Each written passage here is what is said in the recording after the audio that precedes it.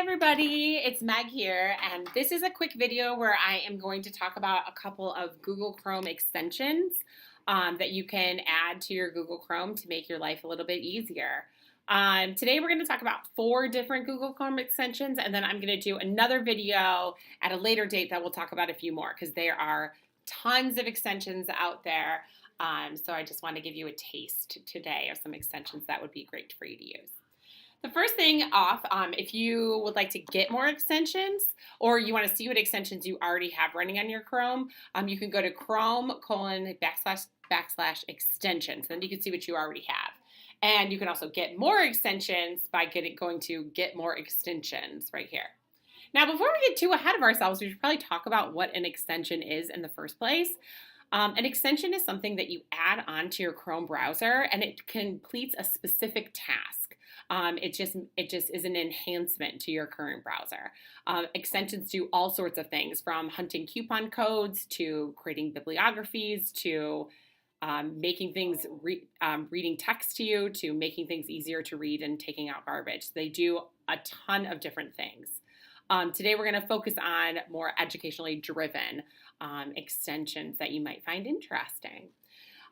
So like I said, if you want to see what extensions you already have, you can go to Chrome://extensions. And to find any of these extensions that you might want to add at a later date or after you're done watching this video maybe, you can go to Get More Extensions. That'll take you to the Chrome extension store and you can download 100 extensions for free. Now, the first extension that we want to talk about, that I want to talk about today, is called Mercury Reader. So what Mercury Reader does is it eliminates excess pictures, ads, graphics, anything out of an article so that it is just takes the article, so you can just see the article when you're looking at an article. I'll show you an example. So I have been really into the octopus. It is my favorite animal, and I love researching about it and reading about them because I think that they're just so cool. So we're going to use the octopus as our topic when we're kind of looking at all these different extensions. So I found this article on National Geographic Kids, and it's about the octopus. And here's the meat of the article right here. But it's got so much other stuff going on. And some of it is valuable, but it's got like a picture, and it's got all these like icons up here and like a banner, and it's got a lot of stuff going on. So if I wanted to print this, it would end up being a hot mess. Or even if I had a student that maybe had trouble focusing, it would be a lot to get them to come down and read this little print here when there's like a cool picture of an octopus right here. Like, why aren't they distracted by this? So what Mercury Reader does is it takes out all this other stuff and just leaves the article, like the meat of the article, and that's it. So Mercury Reader is this little rocket ship. That's the icon that's for Mercury Reader. This is kind of where all your extensions will show up once you've downloaded them. So if I click on Mercury Reader, ta-da-da, it's going to show me just the meat of the article, and it took out kind of all of that extra stuff. This is great if you wanted to print it. It's also great for anybody that just is having trouble focusing on it. Like, the font is bigger now. There's less things to be distracted by. So Mercury Reader takes out all the garbage, just leaves you with the article. The next one that we're going to look at, I'm going to go back to the jazzed up one. The next one we're going to look at, it doesn't matter, we'll go to a new one. The next one we're going to look at is called Speak to Text, or Text to Speech, other way. So what this extension does is it will read me anything that is kind of on a website that I want to read, so that I just don't want to read and I just want it to talk to me more. So I'm going to come down here and find something. So I'm just going to highlight this part right here. We don't need that much. You don't want to hear all this about octopuses, I'm sure. And then the icon for it is this little speaker, and I'm going to go ahead and click on that. Its first and most amazing line of defense is its ability to hide in plain sight.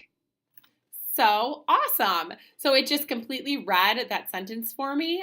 So you can use this with students, so that students, if they're having trouble reading, they can have it read to them. It's a great accessibility feature that you can use for any student that is struggling with reading. I always use it. I sometimes use it for myself too, just when I want to have something just read to me instead of having to like kind of read it to myself because I can do two things at once then. So that one is called text to speech, and that one does exactly what it says. It takes text and it writes it and it reads it to you. Okay, the next one we're going to do is called EasyBib. You may be familiar with EasyBib because it's also a website, and EasyBib creates bibliographies. So if you were doing research, like say I was doing this wonderful paper about octopuses, you could use this to gather all of your data for a bibliography. So to do this, if you just go to the EasyBib is the one that looks kind of like an orange book. You can click it right there and it'll tell you if the website is credible or not. It has 3 ratings basically. It'll either say the website is credible. This is National Geographic, so it's credible. It'll say the website may be credible. For example, when I was on National Geographic Kids earlier and it said that it may be credible, or it'll say that the website is not credible. Like if you're on garbage.com, it's probably not going to be a credible news site. So that's nice to know. If you're having your students, they can check to see if it's credible or not. So the next thing it does is you can cite it. So I can go cite on EasyBib.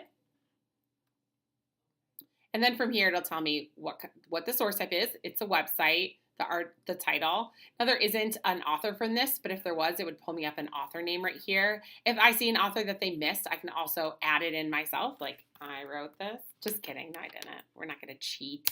It gives me the website and the URL. If I want to display the URL or not, when it was published, and then when I accessed it. And then you can create the citation. And it is blocked right now, but generally, oh wait, no, it's not, just the ads are blocked. So here's my citation. So I can copy and paste the citation to something else, and then I have it all ready to go for me when I need to create a bibliography.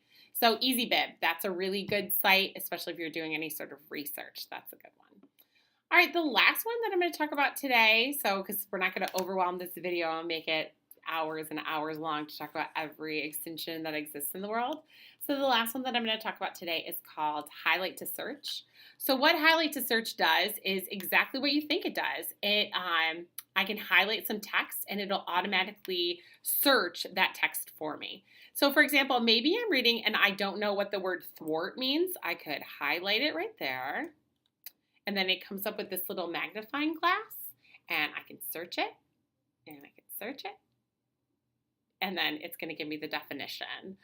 You could also use this if you were researching one thing and then you found something else that you want to research. You can search that as well and kind of have a piggyback search as you're going along. So it's a really nice feature because it's just highlight and then you don't have to worry about retyping it and when you're switching browser to browser. It's really nice to have that option. So those are 4 extensions that are really great. Just to review, we talked about Mercury Reader that takes out all the garbage from our article, so you can just see the meat of the article. We talked about text-to-speech that reads an article to you. We talked about EasyBib that creates a source citation, and you can use that to create your bibliography. And then we talked about highlight to search. Now, I briefly talked about at the beginning of the video how to get these. So I'm going to come down here and just remind you. If you go to Chrome://extensions and go to Get More Extensions, I am now in the web store for extensions and I can search these right here. So Mercury Reader, for example, search, and there it is. I already have it, so I can't add it to Chrome, but you can always add it to Chrome. You'll see a button that looks like that. If you have any questions, please feel free to contact me at msomerville@euclidschools.org, and have a great day.